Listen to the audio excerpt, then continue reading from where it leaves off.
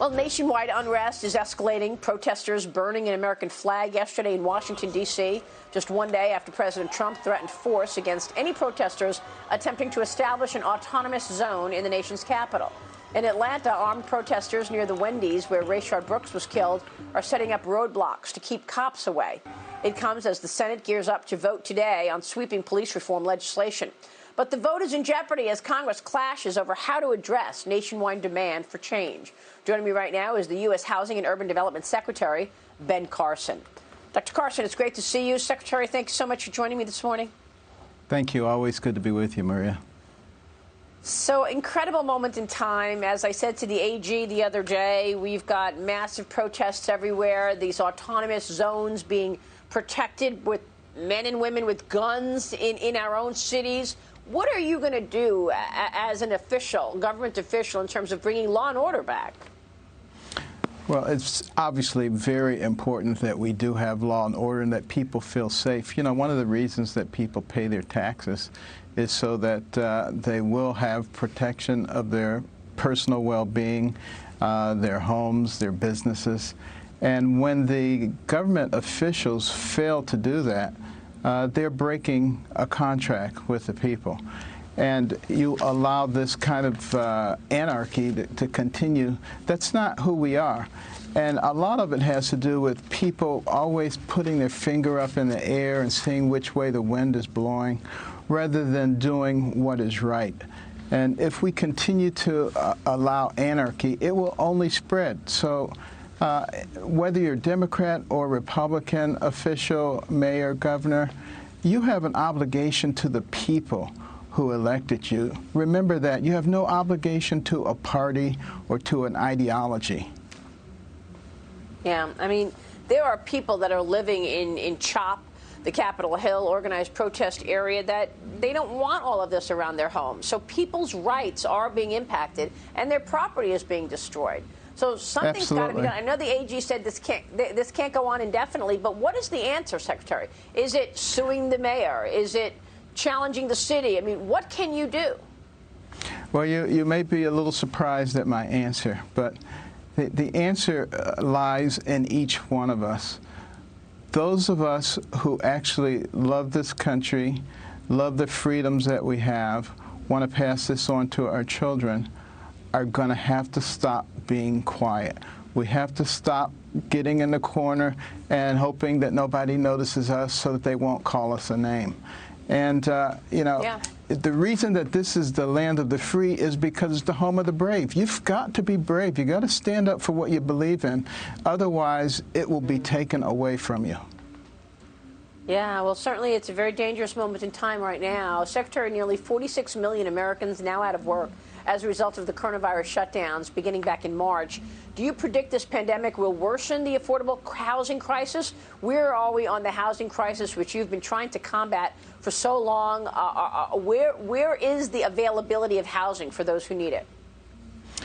Well, interestingly enough, you know, this may be an opportunity, interesting, because we have received through the CARES Act a significant amount of resources to be able to combat homelessness and to make people understand the importance of removing some of the barriers that keep us from building affordable housing and from using a lot of the technology. You know, we're a very innovative society and very entrepreneurial. But when we put all kinds of barriers in the way to keep us from using that, it's not helping us very much.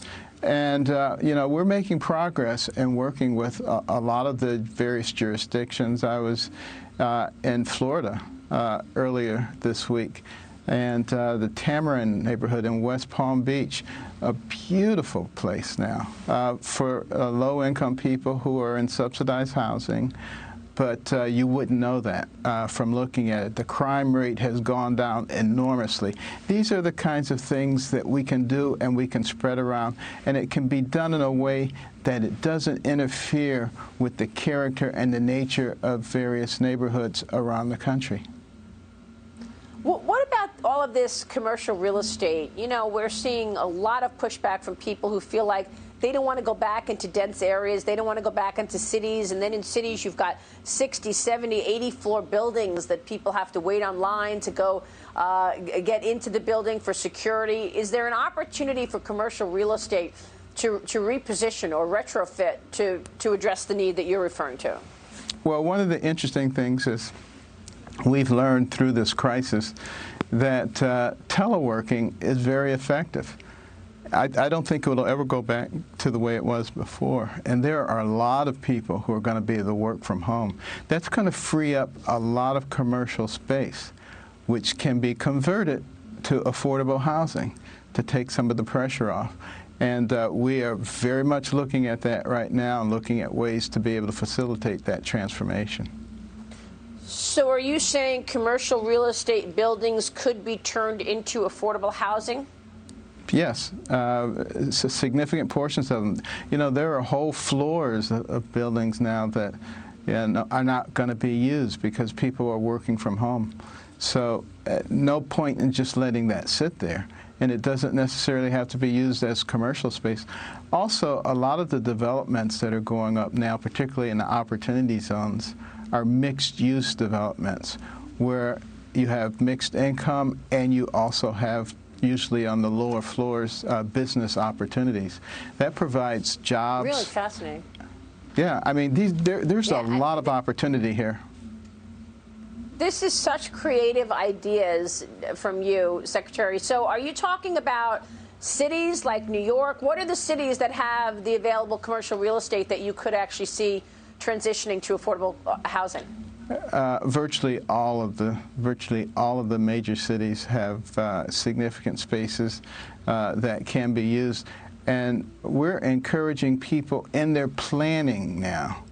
I mean, and this goes back to the city officials, and it goes back to, you know, the various councils to begin to take this into consideration. We will work with you. The federal government will work with you to make these transitions occur. We don't have to have these problems, particularly if we're willing to work together. Really, really great ideas. Secretary, it's good to see you this morning. Thanks very much. We'll be watching the development.